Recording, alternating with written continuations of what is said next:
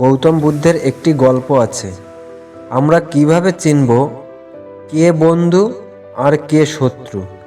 এই গল্পটা থেকে চিনতে পারবেন কে আসল বন্ধু আর কে শত্রু। চলুন গল্পটা শুনি। একদিন এক যুবক গৌতম বুদ্ধর কাছে এসে জিজ্ঞাসা করলো, প্রভু, আমি কিভাবে বুঝবো যে কে আমার বন্ধু আর কে আমার শত্রু? যুবকের কথা শুনে গৌতম বুদ্ধ তখন তাকে প্রকৃত বন্ধু চেনার একটি সহজ পরামর্শ দিলেন। গৌতম বুদ্ধ যুবককে বললেন, তোমার বাড়ির আশেপাশে কি কোনো জীবজন্তু কিছু মারা গেছে?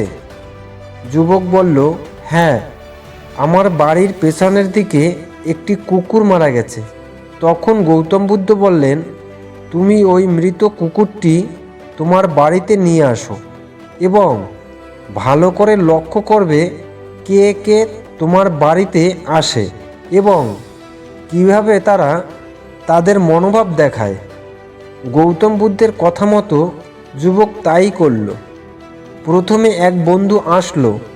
সে মৃত কুকুরটিকে দেখে বলল, এটা খুবই অশুভ, তুমি এটা এখান থেকে সরিয়ে ফেলো।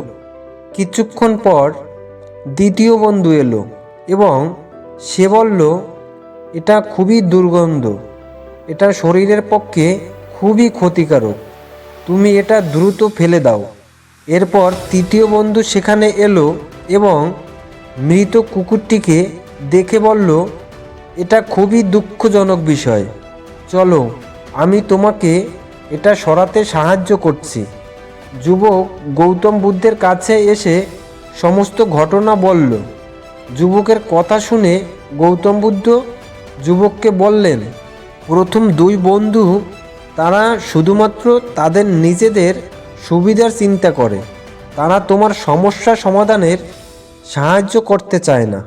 কিন্তু তৃতীয় বন্ধু, সে প্রথমেই তোমার সমস্যা সমাধানে সাহায্য করতে প্রস্তুত, সেই হলো তোমার প্রকৃত বন্ধু।